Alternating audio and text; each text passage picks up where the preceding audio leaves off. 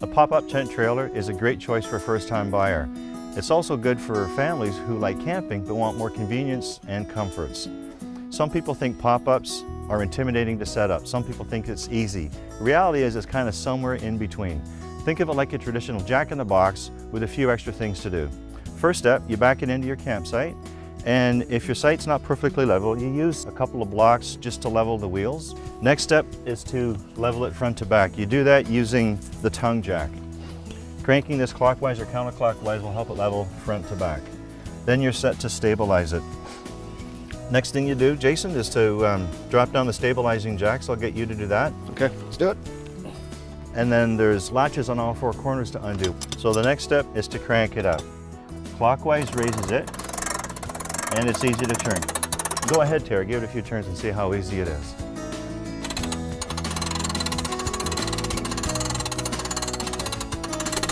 So Dave, how do you know when to stop cranking? Well, there's a safety cable like you see here. Once it's up and it's nice and tight, you're all set, you're all the way up. Our next step is to open up the tented ends. They always have support brackets. The type of support brackets varies from make to make. They're traditionally stored under the mattresses. So go ahead, grab that one, Jason. We'll pull this one out. And these two set up, in this case, right in the bottom, and then just on top like that. And you're ready to pull the tented ends out. So let's give this a tug. And then take the last two brackets. You grab that one, I'll grab this one. The next step is these last two brackets. They go right there, and then there's a slot on the tongue, and sometimes you have to lift up the tented end just to get them right.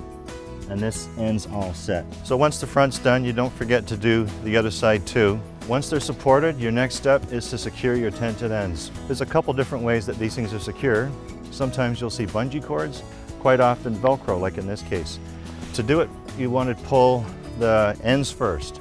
There's Velcro all the way around, but you start with the end. So you give it a good tug, so you come right over the corner. You got it. And then look underneath, you'll see where the Velcro attaches. So you do that with the ends and then the sides. So the next step is to put our entrance door in place. They're attached to the ceiling, generally with a couple of snaps, just like that. You unlatch them from both ends, and then you've got it in your hands. Once you've got it down, you just sort of sneak it outside, and then you line it up with the entrance. And then there's two latches generally on the inside that make it nice and snug, and you're ready to use it. Presto, you got yourself an entrance door. You'll usually see Velcro, just like on the tented ends, to make it all nice and snug once it's in place. So after your door, we're ready to set up the inside. So come on in. Some tent trailers have one dinette or a sofa. This one has two dinettes. One of the dinettes we've already set up. Your next step is to set up your sinks and stoves and fridges, that kind of stuff. This one has a flip over sink, and that's your counter space. Here right away you can see we've got fridge, furnace. This one actually has a hot water heater and a full water system. Tent trailers typically come with an indoor-outdoor stove. If you use the stove inside, it'll sit on your counter, and I'll show you after how it mounts outside. Your cushions are just kind of stacked there. You move them out of the way and set up your table first. This one has the little pedestal leg, so you drop that down, and you can see how easily that falls into place.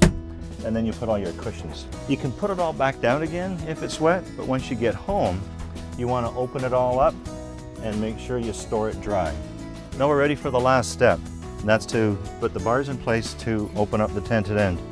There's a long bar like this, which is normally stored just on the bed, and you lift this up, and there's usually a slot. You line up one end of the pole. Sometimes this one has the round, sometimes there's a little pointer, and you give it a little push, and there's a place to lock it in place. And that's it. Super easy. Yeah. I'll get you to do the other side, Jason, and we're ready to. Okay.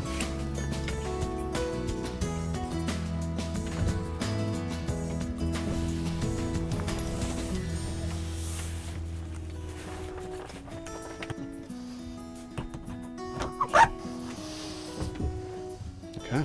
So we're all set up inside. Next is a few little things to do outside. The indoor-outdoor stove can be set up right up here, and you're all set. There's other accessories you can get. roof racks for bicycles, which this one has. You can have awnings and outer rooms, lots of things to set up outside. So this was a 10-foot pop-up. There's 3 main lengths, 8-foot box, 10-foot box, 12-foot box. This one being the average, with fridge, furnace, stove, hot water heater, kind of the average, but the 12-foots actually have slide-outs and sometimes full washing facilities. So whether you're sleeping 4 or 5 or up to 8 or 9, there's lots to choose from. What about AC? Yeah, they do have air conditioning. This one didn't, but that's a feature that you can get on actually any pop-up too. So our work's all done. Our pop-up's all set up. Let's go get lunch. Let's do it.